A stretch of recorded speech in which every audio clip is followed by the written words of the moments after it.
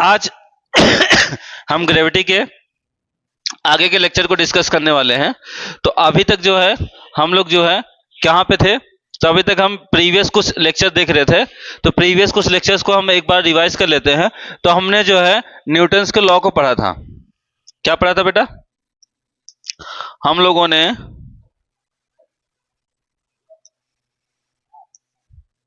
Newton's के universal law के बारे में पढ़ा था, जो ग्रेविटी को दिखाते हैं। ठीक है, अब ग्रेविटी को दर्शाने के लिए हमने यहाँ क्या पढ़ा था, न्यूटन्स के कुछ यूनिवर्सल लॉ पढ़े थे, जिसमें हमने पढ़ा था कोई दो ऑब्जेक्ट होता है। ये पहला ऑब्जेक्ट हो गया, ये क्या होगा, सेकंड ऑब्जेक्ट हो गया। एक कैपिटल एम से यहाँ डिनोट किया गया है, यहाँ पे स्मॉल एम से डिनोट किया है। हमने जो डिस्कस किया था कल, तो m1 और m2 से किया था। दो ऑब्जेक्ट होते हैं। अगर यहाँ ध्यान दो तो एक m1 और दूसरा m2, ये दोनों के बीच क्या होता है, अट्रैक्शन फोर्स होता है। ठीक है, तो जो फोर्स होता है वो फोर्स क्या होता है, directly proportional to product of their masses. तो फोर्स जो होता है वो डायरेक्टली प्रोपोर्शनल होता है इनके मासेस के, और इनवर्सली प्रोपोर्शनल होता है इनके बीच की डिस्टेंस के। क्या होता है, इनवर्सली प्रोपोर्शनल होता है इनके बीच की डिस्टेंस के। तो यहाँ पे हमने इसको सॉल्व किया था ये, देन यहाँ पे इसकी वैल्यू 1 1 और 1 यूनिट रखी थी, तो हमें F = G मिल गया था। जहां पे फोर्स जो होता है वो क्या होता है, ग्रेविटेशनल कांस्टेंट का क्या होता है, ये इक्वल होता है। ठीक है, क्या होता है, तो फोर्स जो होता है ग्रेविटेशनल कांस्टेंट का इक्वल होता है, जो कि हमारा कैपिटल G है। देन अब यहाँ पे हम देखते हैं इफेक्ट ऑन फोर्स।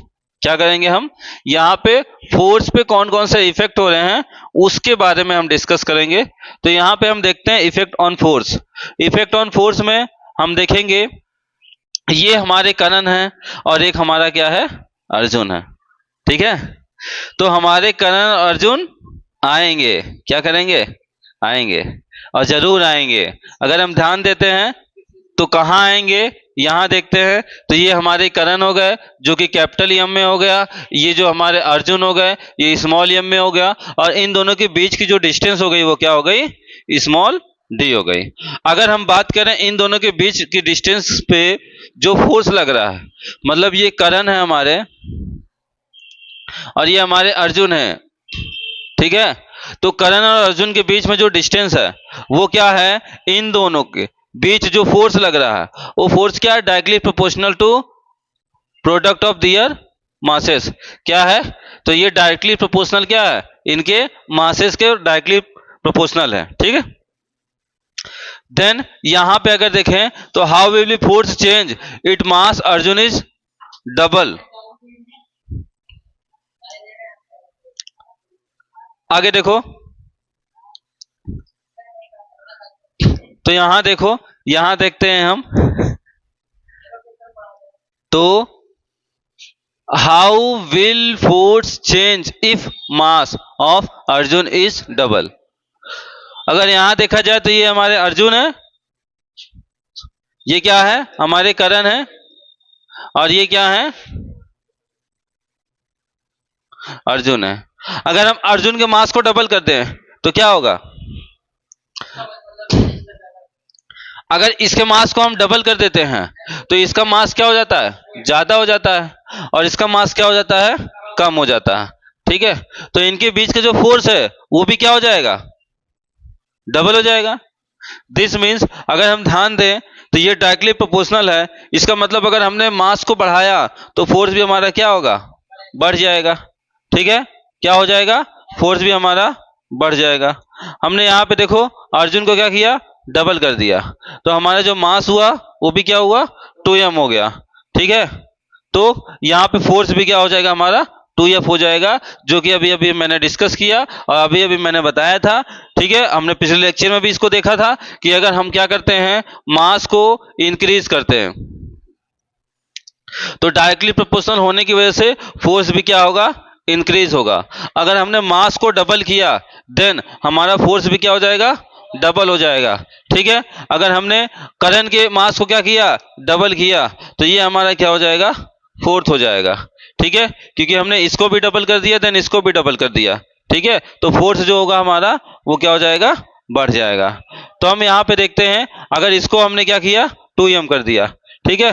तो इसी तरह हमारा फोर्स भी क्या हो जाएगा, 4m हो जाएगा, जो कि मैंने अभी अभी डिस्कस किया आप लोग के साथ, ठीक है। तो अगर हम यहां देखते हैं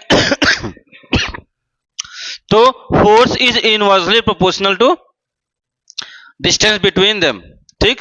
तो फोर्स क्या होता है, वो इनवर्सली प्रोपोर्शनल होता है किसके, इन दोनों के बीच की डिस्टेंस के स्क्वायर के, किसके, इन दोनों के बीच की जो डिस्टेंस है उस डिस्टेंस के स्क्वायर के इनवर्सली प्रोपोर्शनल होता है। क्या होता है, इनवर्सली प्रोपोर्शनल। तो अगर हम ध्यान देते हैं, how will the force change if distance is double, अगर हम फोर्स को किस तरह चेंज करें कि डिस्टेंस हमारा क्या हो, डबल हो जाए। तो इसका मतलब यहां पे ये कहने का मतलब है कि अगर हम फोर्स को क्या करेंगे, इंक्रीज करेंगे, तो हमारा ये क्या हो जाएगा, क्या हो जाएगा, बढ़ जाएगा ना, क्या हो जाएगा, बढ़ जाएगा। तो अगर हम फोर्स की बात करें तो इनवर्सली का मतलब हमने पिछले लेक्चर में बताया था, force is inversely proportional to square of distance between them, ठीक है। तो अगर हम फोर्स को बढ़ाते हैं तो डिस्टेंस हमारा कम होता है, अगर हमने डिस्टेंस को बढ़ा दिया, डबल कर दिया, तो ये क्या हो जाएगा, अपॉन में 2 हो जाएगा ना, आधा हो जाएगा। समझे, नहीं समझे, एक बार फिर हम बताते हैं, अगर हमने डिस्टेंस को बढ़ाया तो फोर्स क्या होगा हमारा, कम हो जाएगा, ठीक है। तो अगर हम इसको हम डबल करते हैं तो ये क्या होगा, ये तो कम होगा ना, फोर्स क्या हो जाएगा, कम हो जाएगा।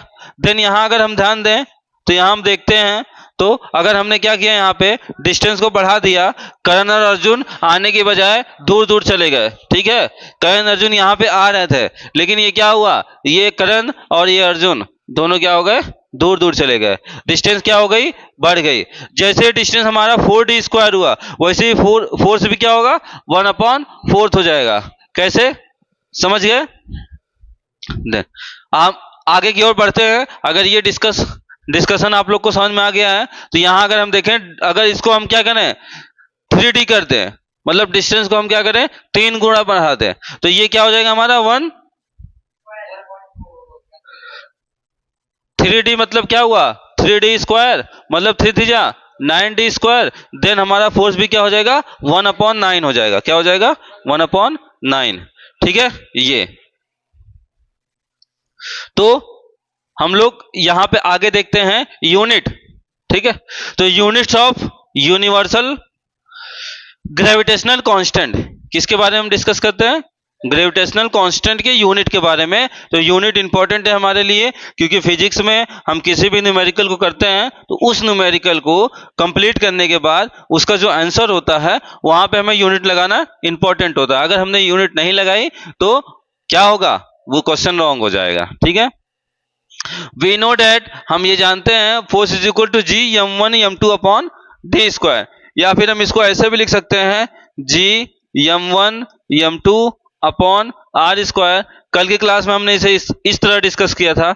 आज हम डिस्टेंस को डी सपोज करते हैं, ठीक है।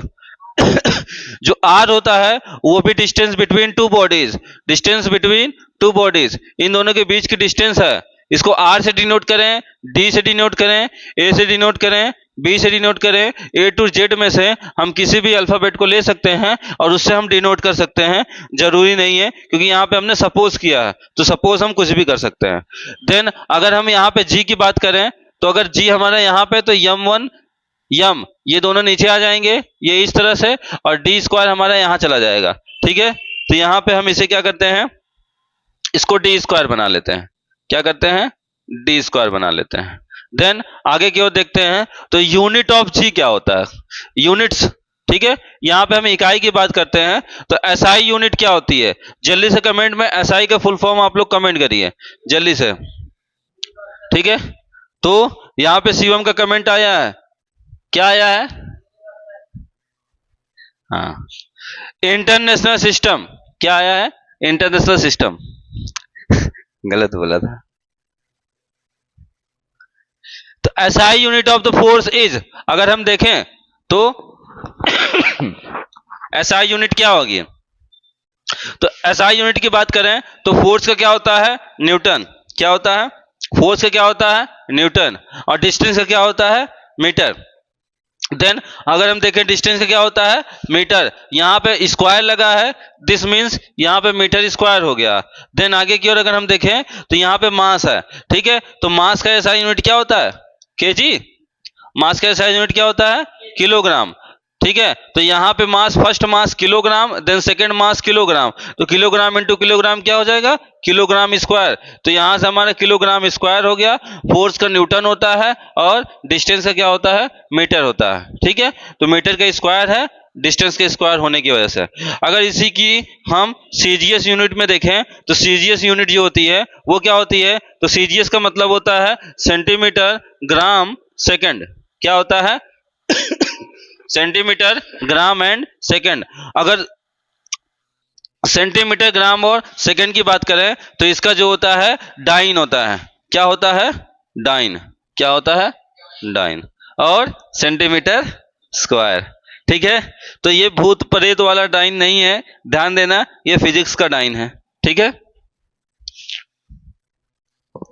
तो आगे की ओर हम डिस्कस करते हैं।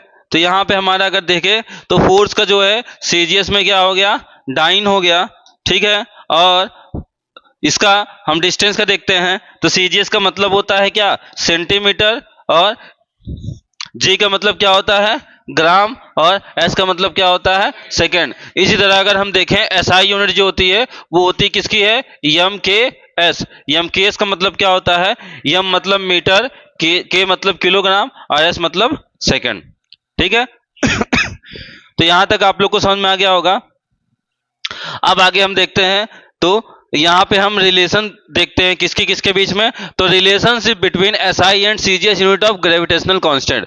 ग्रेविटेशनल कांस्टेंट की बात करें तो ग्रेविटेशनल कांस्टेंट क्या है हमारा, कैपिटल जी है। और कैपिटल जी जो है ये हमारा ग्रेविटेशनल कांस्टेंट है। इसका हम एसआई यूनिट में और सीजीएस यूनिट में इसका क्या करेंगे, हम रिलेशन देखेंगे। तो इनके बीच का रिलेशन क्या है उसके बारे में देखते हैं।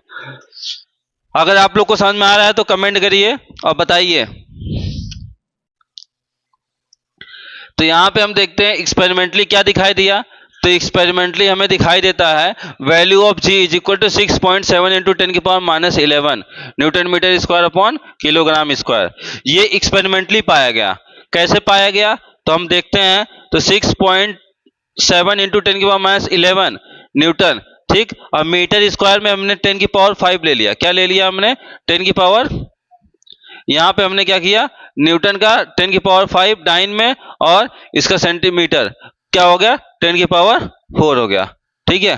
क्योंकि 1 मीटर में क्या होता है 100 होता है सेंटीमीटर, 1 मीटर में क्या होता है 100 सेंटीमीटर। तो 100 क्या हुआ 10 की पावर 4। देन यहाँ पे आया क्या हमारा 10 की पावर 4। और न्यूटन की बात करें तो न्यूटन क्या होता है, न्यूटन ये होता है 1 dyne. 1 dyne is equal to क्या होता है 10 की पावर 5 के इक्वल होता है। दिस मीन्स 10 की पावर 5 इज इक्वल टू 100,000, ठीक है। समझ में आया क्या होगा ये, 1 dyne is equal to 1 lakh, ठीक है। तो 10 की पावर 5 हो गया, ठीक है। देन यहां पे अगर हम देखें किलोग्राम, तो किलोग्राम में क्या होता है 1000, और देन इंटू 1000, क्योंकि स्क्वायर है तो 3 और 3 क्या होगा 10 की पावर 6। तो यहाँ पे हमने क्या किया 10 की पावर 6 ग्राम कर दिया, ठीक है। तो अगर हम ध्यान देते हैं इसको हमने फिर से इरेज करते हैं और एक बार फिर से समझते हैं। 1 newton is equal to 1 dyne, sorry 1 newton, ये है हमारा एम के एस। यहीं पे हम देखेंगे सीजीएस की बात करेंगे। 1 न्यूटन इज इक्वल टू क्या होता है तो 10 की पावर 5 डाइन होता है, ठीक है। अगर हम बात करें मीटर की तो 1 मीटर इज इक्वल टू कितना होता है 100 सेंटीमीटर, ठीक है। यहां पे अगर हमने स्क्वायर कर दिया, इसका मतलब सेंटीमीटर का क्या होगा स्क्वायर, स्क्वायर का मतलब अगेन 100 से मल्टीप्लाई 2 टाइम। तो इसका हम जब मल्टीप्लाई करते हैं तो कितना होता है 20 ये और 20 ये 22। दिस मीन्स 10 की पावर 1 2 3 4 10 की पावर 4। ये यहां से हमारा क्या हुआ 1 metre square is equal to 10 की पावर 4 सेंटीमीटर स्क्वायर, ठीक है। तो यहां से हमारा क्या हो गया ये 10 की पावर 4 आ गया, अंडरस्टैंड। देन आगे की ओर देखते हैं हम किलोग्राम। तो किलोग्राम देखेंगे अगर केजी, तो 1 केजी इज इक्वल टू क्या होता है, 1 केजी इक्वल टू 1000 ग्राम। अगर यहाँ पे केजी का स्क्वायर कर दिया हमने तो इनटू में अगेन क्या हो जाएगा, 1000 ग्राम। अगर इन दोनों का मल्टीप्लाई करते हैं तो हमारे पास आते हैं ये 30 देन 30 इज इक्वल टू 60। तो 60 मतलब 10 की पावर 6। यहाँ पे किलोग्राम का ग्राम हो गया ग्राम स्क्वायर, देन यहाँ पे 10 की पावर 6 ग्राम स्क्वायर। अंडरस्टैंड, समझ में आया? आगे की ओर देखते हैं हम। तो यहाँ पे हमने क्या किया, हमने वैल्यू ऑफ जी की वैल्यू कहाँ से फाइंड की, 6.7 इंटू 10 की पावर -11 यहाँ से आया। ठीक है, तो हमने इसको सॉल्व करते हैं, देखते हैं 6.7 इंटू 10 की पावर -11, यहाँ पे 5 + 4, तो अगर मल्टीप्लाई होती है तो पावर क्या होता है, ऐड हो जाता है। तो 5 + 4 हो गया 9। देन इसको और आगे हम बढ़ाते हैं तो 6.7 इंटू 10 की पावर -11 लिखते हैं, 10 की पावर 9, 6 ऊपर जाएगा तो क्या हो जाएगा, माइनस हो जाएगा। अगर हम इसको सॉल्व करते हैं तो 9 में से 6 माइनस करते हैं तो यहाँ 3 बचता है, 3 पॉजिटिव में और -11 में होता है, तो -11 + 3 क्या हो जाएगा, -8, -8। देन 6.7 इंटू 10 की पावर -11, यहाँ पे 10 की पावर 3, अब 3 को और सॉल्व करेंगे तो -8 मिल जाएगा। तो हमें यहाँ से ये क्या मिला, 6.7 इंटू 10 की पावर 8 9। हेंस 6.7 इंटू 10 की पावर -11 न्यूटन मीटर स्क्वायर, ये हमारा MKS में है। किस में है, MKS में। अगर इसको हम CGS में कन्वर्ट करते हैं, किस में कन्वर्ट करते हैं, CGS में, तो 6.7 इंटू 10 की पावर -8 हो जाता है, 9 centimetre square upon gram square. ये कैसे हुआ, तो ये पूरे इक्वेशन से हुआ। अगर आप लोग को ये समझ में आया है तो आप लोग इसे नोट डाउन कर लीजिए जल्दी से। इसे क्या करना है, नोट डाउन करना है। जहां पे नहीं समझ में आया है कमेंट करिए कि सर ये नहीं समझ में आया है, और हम तुरंत बता देंगे। तो अगर आप लोगों ने नोट कर लिया है तो आगे की हम डिस्कस करते हैं। तो हम कुछ MCQ की ओर चलते हैं, तो आप लोग जल्दी से कमेंट करिएगा MCQ को। तो यहाँ पे आपके सामने क्वेश्चन आ रहे हैं, आप लोग उस क्वेश्चन का आंसर दीजिए। According to the Newton's law of gravitational, the force exerted by the earth on the object is given by, क्या होगा, F is equal to G m1 m2 upon D, F is equal to G m1 m upon R, F is equal to G m1 m2 upon D square, F is equal to G m1 m2 upon D। तो अगर यहाँ पे देख रहे हैं तो कई सारे कमेंट आ चुके हैं, सभी का ऑप्शन 3 सही है। ठीक है, आगे की ओर बढ़ते हैं। तो SI unit of universal constant of gravitational is, SI unit पूछा है यहाँ पे, तो ये SI यूनिट किसकी, यूनिवर्सल कांस्टेंट ऑफ ग्रेविटेशनल की।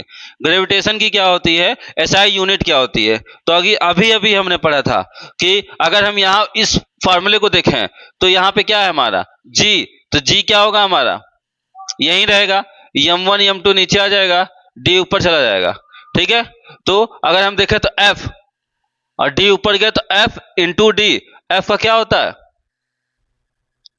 फोर्स का क्या होता है, न्यूटन।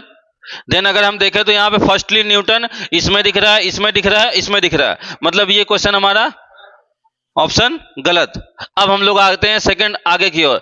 डिस्टेंस मतलब हो गया हमारा मीटर स्क्वायर, ये वहां जाएगा तो क्या होगा, मीटर हो जाएगा, डिस्टेंस मीटर स्क्वायर। तो अगर हम देखें मीटर यहाँ पे, मीटर यहाँ पे, मीटर स्क्वायर यहाँ पे, ये ऑप्शन सही हो गया है। बाकी हम लोग को ऑप्शन देखने की जरूरत ही नहीं है।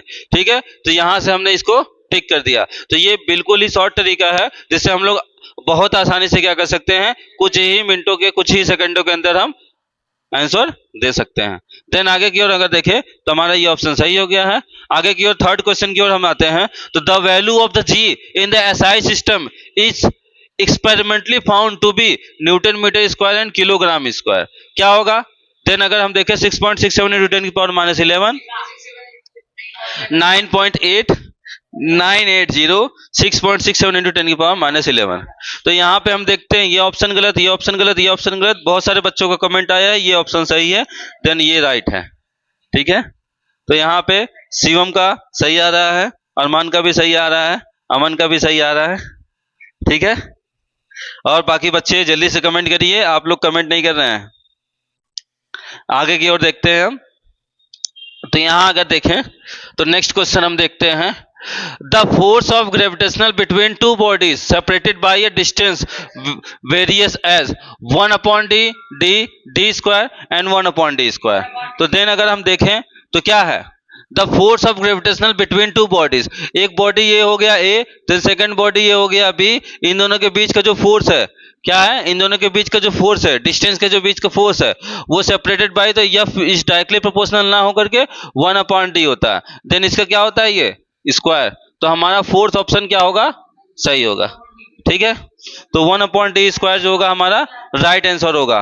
ठीक है, अगर हम आगे देखते हैं सेकंड क्वेश्चन की बात, the force of gravitational between two bodies does not depend on, तो जो the force of gravitational between two body, दो बॉडी का जो फोर्स है वो डज नॉट डिपेंड ऑन, किस पे डिपेंड नहीं है, क्वेश्चन ये पूछा है। तो क्वेश्चन को जरूर ध्यान दीजिएगा, बिना क्वेश्चन को देखे आप लोग कमेंट मत करिएगा, नहीं तो आपका ऑप्शन गलत हो जाएगा।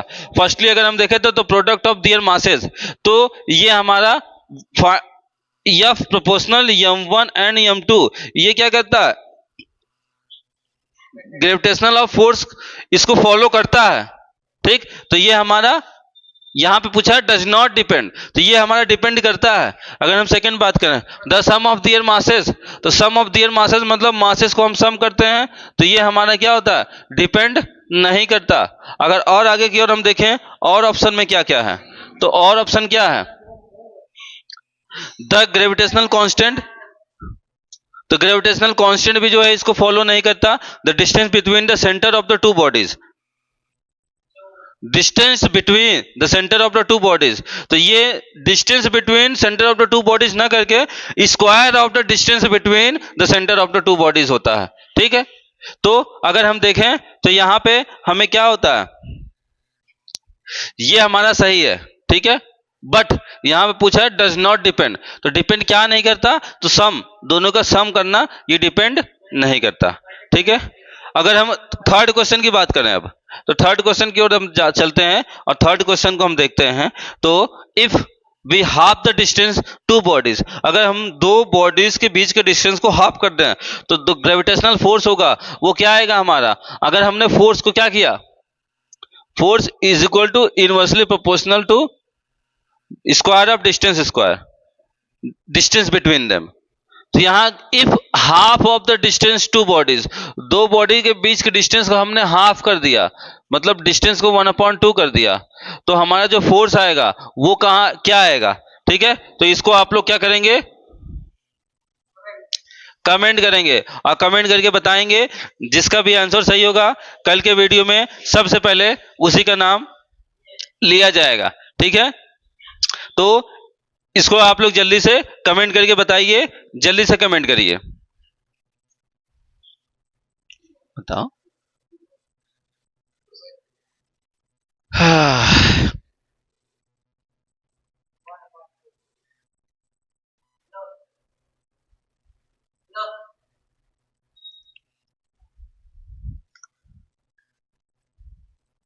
ठीक है, तो इसके आंसर को हम अभी नहीं दिखाएंगे, इसको जो है आप लोग कल बताइएगा। ठीक है, तो आगे की ओर हम देखते हैं, तो आगे देखते हैं हम importance of the universal law of gravitation. तो हम यहां पे हम देखते हैं कुछ इंपॉर्टेंस हैं जो यूनिवर्सल लॉ ऑफ ग्रेविटेशन के इंपॉर्टेंस है, इनके इंपॉर्टेंस के बारे में हम डिस्कस करेंगे और यहां पे हम लोग डिस्कस करते हैं और देखते हैं if the universal law of gravitation successfully explain, इसको सक्सेसफुली कैसे एक्सप्लेन किया गया था, the force that bind us to the earth. अब यहां पे देखेंगे तो हम जो देख पा रहे होंगे, तो फोर्स क्या है, अर्थ पे क्या होता है। अगर हम देखते हैं तो यहाँ पे स्काई ड्राइव्स करते हुए जो अलग अलग लोग हैं, ये क्या होते हैं, अर्थ की ओर खींचे हुए चले जाते हैं, क्या होते हैं, अर्थ की ओर चले जाते हैं ना। तो अगर हम ध्यान देते हैं तो this man is racing towards earth due to gravitational force, ये अगर नीचे की ओर जा रहा है तो नीचे की ओर किस वजह से ये जा रहा है, तो नीचे कौन सा फोर्स लग रहा है, ग्रेविटेशनल फोर्स लग रहा है। ठीक है, तो ग्रेविटेशनल फोर्स की वजह से ये नीचे की ओर जा रहा है, तो अर्थ जो है इसके ऊपर एक अट्रैक्शन फोर्स लगा रही है, जिस वजह से यह बॉडी ऊपर से नीचे की ओर आ रहा है, ठीक है। अगर हम देखें यहाँ पे तो ये यहाँ से जंप करते हुए यहाँ तक आया।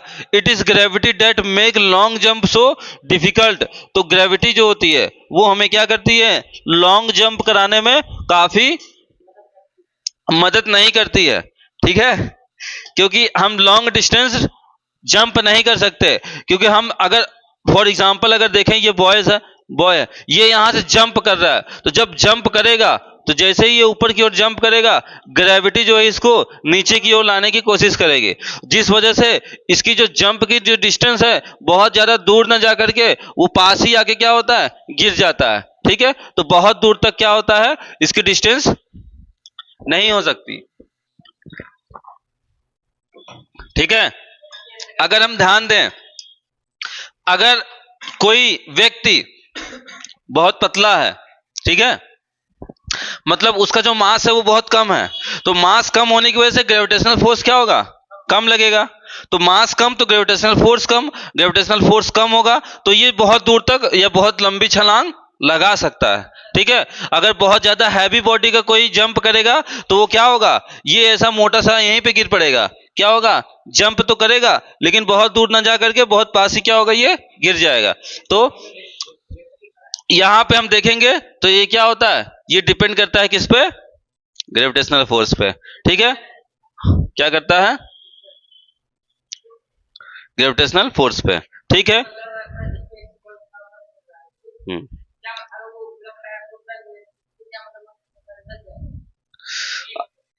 अगेन देखते हैं हम, एक क्वेश्चन यहां पे आया है, तो क्वेश्चन क्या है,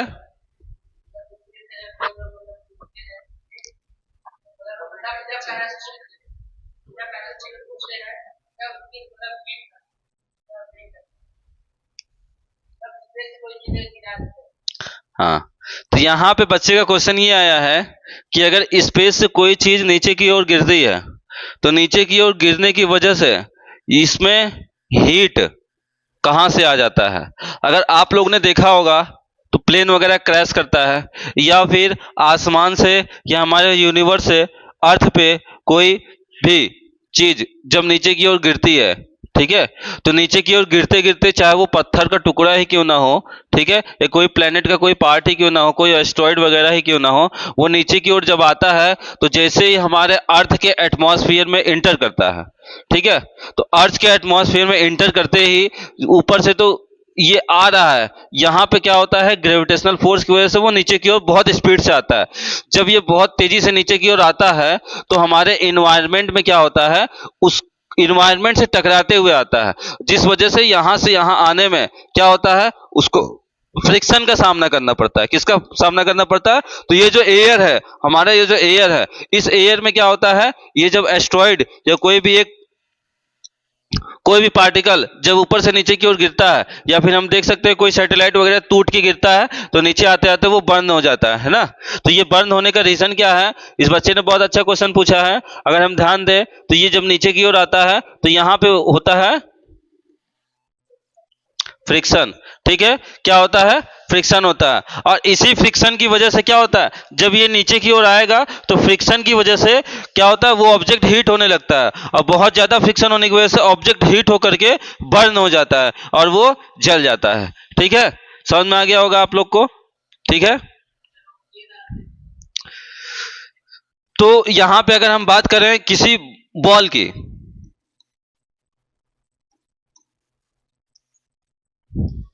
ठीक है, किसी बॉल की बात करें तो बॉल क्या होता है, ठीक है, वो बॉल जो होता है इसका जो फोर्स होता है,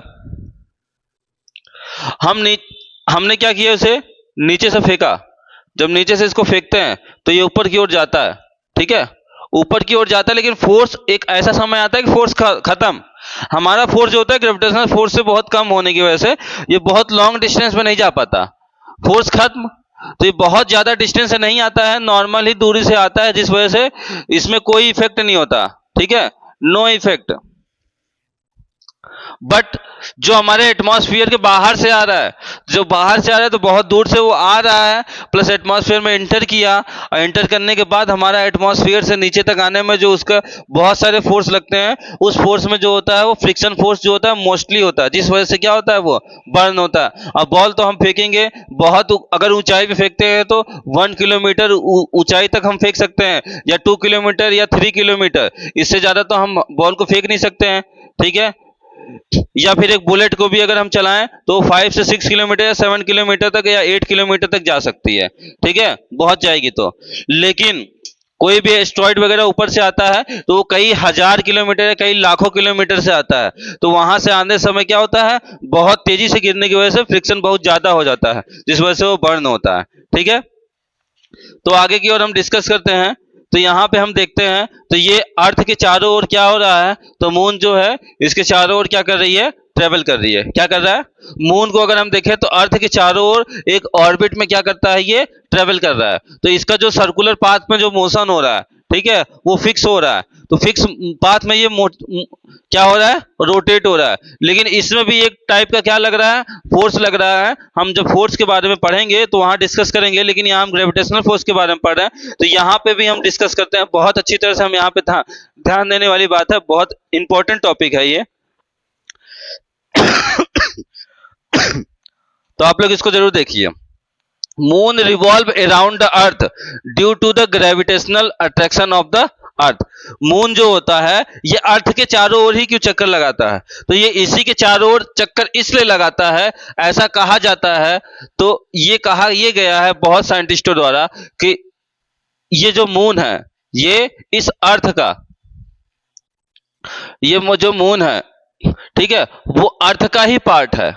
तो अर्थ का ग्रेविटेशनल फोर्स इस पे लगता है, जिस वजह से ये मून जो है इसके ऑर्बिट में चारों ओर घूमता रहता है। ठीक है, मून पे अर्थ का ग्रेविटेशनल फोर्स अपनी ओर अट्रैक्ट करता है। अगर आप लोगों ने सुना होगा, ठीक है, तो अगर ज्योग्राफी में पढ़ा होगा, ठीक है, ज्वार भाटा सुना होगा आप लोगों ने।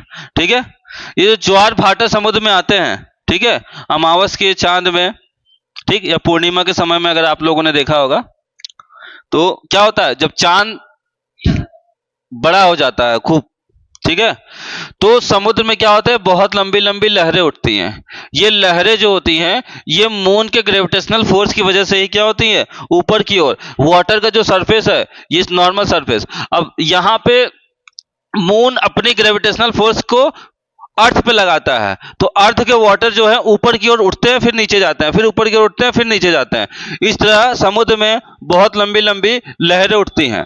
ये लहरें जो होती हैं वो चांद की वजह से होती हैं। किसकी वजह से होती हैं, चांद की वजह से।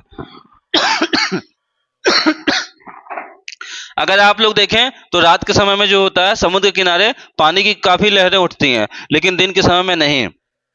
ऐसा इसलिए क्योंकि क्या होता है, चांद जो होता है इस पे ग्रेविटेशनल फोर्स लगाता है अपना। ठीक है, देन आगे की ओर हम देखते हैं the motion of the planet around the sun. हमने अभी अभी क्या डिस्कस किया, the force that binds to the earth. ठीक है, अर्थ पे कोई भी चीज का फोर्स लगता है, लेकिन हम सेकंड में हमने क्या डिस्कस किया, तो यहां पे हमने ये डिस्कस किया the motion of the moon around the अर्थ। जो मून है वो अर्थ के चारों ओर चक्कर लगा रही है, तो वहां पे भी क्या हो रहा है, एक ग्रेविटेशनल फोर्स लग रहा है।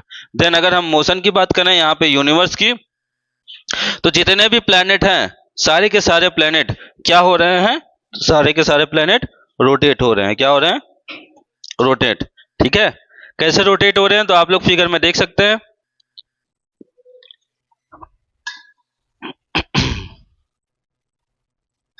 यहाँ पे एक फिक्स ऑर्बिट है, हर एक प्लेनेट का एक फिक्स ऑर्बिट है।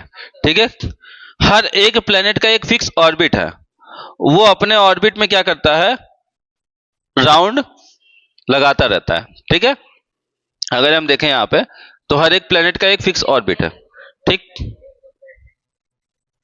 हर एक प्लेनेट, ठीक है, हर एक प्लेनेट का मतलब है कि जितने भी यहां दिखाई दे रहे हैं 1 2 3 4 5 6 7 8 9, ठीक, ठीक है,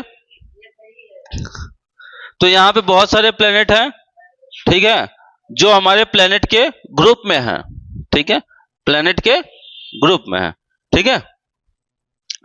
अब प्लेनेट के ग्रुप में होने का मतलब, यहाँ पे एक बच्चे का कमेंट हम देख पा रहे होंगे, तो यहाँ पे हम देख रहे हैं एक बच्चे का कमेंट है, नेपच्यून,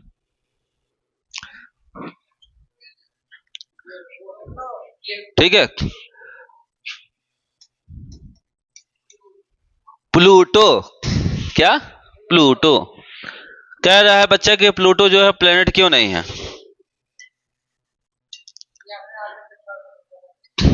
तो बहुत ही नॉर्मल क्वेश्चन है, ये आजकल के सभी बच्चों को पता होता है, ठीक है। तो प्लूटो जो है ये क्या है, ये भी एक प्रकार का प्लेनेट था, लेकिन ये प्लेनेट कहलाने लायक नहीं रहा, ठीक है। हाँ, इसने अपनी बेइज्जती करा ली। कैसे? जैसे कोई भी स्टूडेंट होता है वो स्टूडेंट कहलाने लायक तब होता है जब वो स्टूडेंट के तरह बिहेव करे, या जो भी क्वालिटी होती है स्टूडेंट की उसको फॉलो करे, तो उसे हम स्टूडेंट कह सकते हैं, ठीक। सेम एज जो टीचर की बिहेवियर को अगर अपनाता है तो उसे हम टीचर कह सकते हैं, ठीक है। तो उसी तरह प्लैनेट प्लैनेट जितने भी हैं, इन सारे प्लैनेटों ने मिलके अपना एक रूल बनाया था कि हमारा यही रूल है, अगर इस रूल को किसी ने ब्रेक किया तो वो प्लैनेट कहलाने के लायक नहीं रहेगा, ठीक है। तो इन सब बातों को इसने क्या किया, ध्यान नहीं दिया, ठीक है। और सारे अपने दोस्तों से जो प्लैनेट थे इनके, उनसे क्या किया इन्होंने, दगाबाजी की, ठीक है। और इसने क्या किया, रूल को तोड़ दिया, जो रूल था उस रूल को इसने तोड़ा।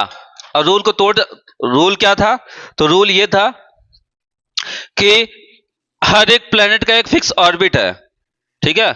तो उसे अपने ऑर्बिट में ही क्या करना है, राउंड लगाना है, ठीक है।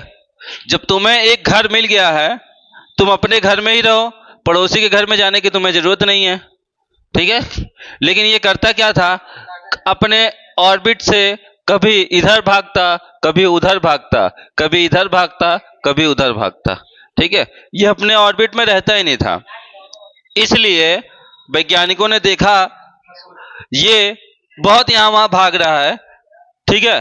तो जब ये यहां वहां भाग रहा है तो वैज्ञानिकों ने कहा बेटा तुम जाओ, तुमको इस ग्रुप में रहने की जरूरत नहीं है। और प्लूटो को क्या किया, भगा दिया गया, ठीक है।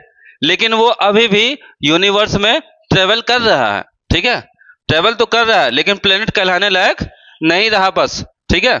अब याद रखना कि वो प्लेनेट खत्म नहीं हो गया है, ना ही प्लेनेट डिस्ट्रॉय हो गया है, बल्कि वो प्लेनेट है लेकिन वो ताकाझाकी करता है, ठीक है। एक अपने ऑर्बिट से दूसरे ऑर्बिट में घुसता है, किसी दूसरे ऑर्बिट में घुसता है। इस वजह से सबने शिकायत की और वैज्ञानिकों ने क्या किया, उसे ग्रुप से ही निकाल दिया, ठीक है। तो आगे की ओर हम चलते हैं और डिस्कस करते हैं। The planets rotate and revolve around the sun due to the gravitational force. यहाँ पे rotate और revolve दो चीज है, आप लोग इसका कमेंट में आंसर जरूर दीजिएगा। ये rotate होना और revolve होना ये दोनों सेम है कि डिफरेंट है। अगर आप लोग का कमेंट हम इंतजार करेंगे, कमेंट अगर आप लोग का आ गया तो ठीक है, नहीं तो फिर इसके बारे में नेक्स्ट लेक्चर में हम जरूर डिस्कस करेंगे और आप लोग इसको जरूर से जरूर पूछिएगा, ठीक है। आगे की ओर हम चलते हैं। तो हमारी ये प्रॉपर्टी भी हमने देख ली, जो इंपॉर्टेंट टर्म थे हमारे यूनिवर्स के, the motion of the planet around the sun, ठीक है। देन लास्ट हम देखते हैं और लास्ट इसको हम कंप्लीट करते हैं, the tides of the sea due to the moon and the sun. अगर हम टाइडल वेव्स की बात करें, ठीक है, अभी अभी मैंने ज्वार और भाटा की बात की थी जिसमें टाइड्स आते हैं। तो इन टाइड्स को अगर हम देखें तो यहाँ पे टाइड्स क्या है, तो हम देखते हैं the tides are caused due to the gravitational force of moon. अभी अभी हमने इसके बारे में डिस्कस किया, तो इसके बारे में बहुत ज्यादा डीपली बताने की जरूरत नहीं है, ठीक है। हम लोगों ने इसके बारे में डिस्कस कर लिया है कि क्या होता है जब ये हमारा मान लो मून है और ये हमारा क्या है, अर्थ है। तो ये मून ने अर्थ पे क्या किया, अपना ग्रेविटेशनल फोर्स लगा के इसको अपनी ओर खींचने की कोशिश कर रहा है। मैंने बताया था कि ग्रेविटेशनल फोर्स क्या होता है, एनी टू बॉडीज, मतलब एक बॉडी और दूसरे बॉडी के बीच जो अट्रैक्शन फोर्स होता है वही क्या होता है, हमारा ग्रेविटेशनल फोर्स होता है। तो ये इसको अपनी ओर खींचने की कोशिश कर रहा है, अर्थ इसको अपनी ओर खींचने की कोशिश कर रहा है। तो ये जब मून अर्थ को अपनी ओर खींचने की कोशिश करता है तो यहाँ पे जो पानी की बड़ी बड़ी समुद्रों में या बड़े बड़े नदियों में, ठीक है, जो समुद्र का पानी है वो ऊपर की ओर खींचा चला आता है और उसी को हम क्या नाम देते हैं, टाइड्स नाम देते हैं। क्या नाम देते हैं, टाइड्स नाम देते हैं। ठीक है, देन हम लोग टाइड्स को यहाँ पे देख सकते हैं। तो ये हमारे टाइडल वेव्स थे जो कि हम लोगों ने देख लिया और डिस्कस कर लिया। और यहाँ पे हम इफेक्ट्स ऑफ मून ग्रेविटी को देखते हैं। देन यहीं पे हम इस क्लास को एंड करेंगे। तो यहाँ पे हम देखते हैं अर्थ को और यहीं पे हम मून को देखते हैं। अगर हमने अर्थ को देखा तो ये हमारा अर्थ है और अर्थ क्या हो रहा है, मून को एक फोर्स के साथ अपनी ओर अट्रैक्ट कर रहा है, अब ग्रेविटेशनल फोर्स लगा रहा है।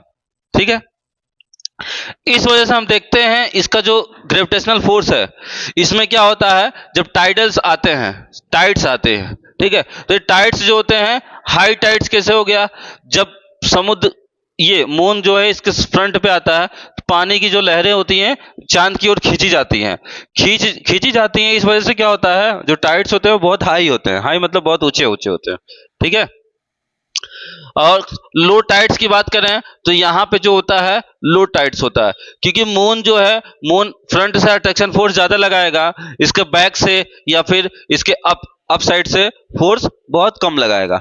जिस वजह से यहाँ पे अगर हम देखें तो यहाँ से फोर्स ज्यादा लग रहा है, तो इस एरिया में हाई टाइड्स हो गई और इस एरिया में लो टाइड्स हो गई। ठीक है, यहाँ लो टाइड्स हो गई। और then how can high tides be cause here, यहाँ पे कैसे हाई टाइड हो गया। हम मान लेते हैं, चलो अगर हम थोड़ा सा फिजिक्स की ओर गौर करते हैं, तो अगर हम किसी चीज को यहां से खींचने की कोशिश कर रहे हैं, ठीक है, यहां से फोर्स लगा रहे हैं, तो वो ऑब्जेक्ट यहां से हमारी ओर आएगा, ना कि वहां से दूर जाएगा पीछे से। यही होगा, अगर हम यहां से फोर्स लगा रहे हैं तो ये यहां से हमारी ओर आएगा, ऊपर से नहीं जाएगा, नीचे से नहीं जाएगा, सामने से आएगा। इस वजह से यहां पे क्या हो रहा है, फोर्स ज्यादा लग रहा है। तो यहां पे हाई टाइड्स है, ये तो राइट है, ये इसका होना तय है, 100% है, ये तो ठीक है। यहां लो टाइड्स हो रही है क्योंकि यहां से कोई फोर्स नहीं लग रहा, तो यहां लो टाइड्स है, ये भी ठीक है, ये भी नीचे भी ठीक है। बट जब मून सामने से फोर्स लगा रहा है तो अर्थ के बैक साइड में यहां पे हाई टाइड्स कैसे हुई। ठीक है, यही हमारा यहां पे क्वेश्चन है, हाउ कैन, तो यहां से आता है to overcome moon gravitational force. यहां पे मून की ग्रेविटेशनल फोर्स जो होती है इसके बैक पे भी लग रही है, there is a backward pull. Backward pull मतलब समझ रहे हो, पीछे की ओर। ठीक है, अगर किसी को हम ऐसे खींचेंगे अपनी ओर, ठीक है, तो जितना हम आगे की ओर खींचेंगे उतना पीछे की ओर भी वो फोर्स लगाएगा। ठीक, क्योंकि ये भी तो अपना फोर्स लगा रहा है। अर्थ क्या कर रहा है, मून को अपनी ओर फोर्स लगा के उधर खींच रहा है, मून इसको इधर खींच रहा है। जब यहां पे एक फोर्स लग रहा है तो इसके बैकवर्ड में भी क्या होगा, एक फोर्स वर्क करेगा, जिस वजह से यहां पे भी क्या होते हैं, हाई टाइड्स हो जाते हैं। ठीक है, इस वजह से यहां पे क्या होते हैं, हमारे हाई टाइड्स हो जाते हैं, यही रीजन है। ठीक है, हम यहां पे अगर हम देखें तो एक एग्जांपल हमें दिखाई दे रहा होगा। ठीक है, यहां पे जब हम क्या करते हैं, किसी एक भारी सी चीज को हम फेंकने की कोशिश करते हैं, ठीक है, तो यहां हम देखते हैं, let's say the chain is the gravitational pull. ठीक है, तो यहां पे चैन क्या हो रहा है, जितना ये इसको अपनी ओर खींच रहा है, चैन उसको उतना उस ओर खींच रहा है, जिस वजह से ये गिर नहीं रहा है। ठीक है, मतलब इसको क्या किया जाता है, इसे पकड़ के इसे गोल घुमाया जाता है। ठीक है, जब इसको गोल घुमाते हैं और गोल गोल घुमा के दूर फेंका जाता है। ठीक है, इसको आप लोगों ने देखा होगा। Man is the earth, same way earth also has the pull backward to balance the gravitational pull. Man जो है फोर्स नीचे की ओर लगा रहा है, ठीक है, मैन ऊपर की ओर लगा रहा है, अर्थ नीचे की ओर लगा रहा है। ठीक है, तो जिस वजह से क्या हो रहा है, दोनों स्टेबल हो गए हैं। ठीक है। इसी तरह जो होता है ये भी होता है। जैसे ही मून क्या होता है हमारा रोटेट होकर के इस डायरेक्शन में आता है, जब भी इस डायरेक्शन में आया तो यहाँ से फोर्स कम हो गया, तो यहाँ से मून क्या करेगा, फोर्स लगाने लगेगा। यहाँ पे तो हाई टाइड्स होते हैं, लेकिन यहाँ पे मून पास हो जाता है तो यहाँ पे वेरी हाई टाइड्स हो जाते हैं, अगर यहाँ पे हम ध्यान दें तो। ठीक है, तो हमारा जो है सेकेंड लेक्चर यहाँ पे एंड होता है। देन हम थर्ड लेक्चर की बात करते हैं। तो थर्ड लेक्चर जो है हम लोग अगले क्लास में लेंगे। तो आप लोग को अगर यहाँ पे जो भी प्रॉब्लम हुई होगी, आप लोग क्या कर सकते हैं, कमेंट कर सकते हैं, और इस कमेंट का आंसर हम नेक्स्ट लेक्चर में पहले आपके क्वेश्चन का आंसर देंगे, फिर हम अगले लेक्चर को स्टार्ट करेंगे। तब तक के लिए बाय।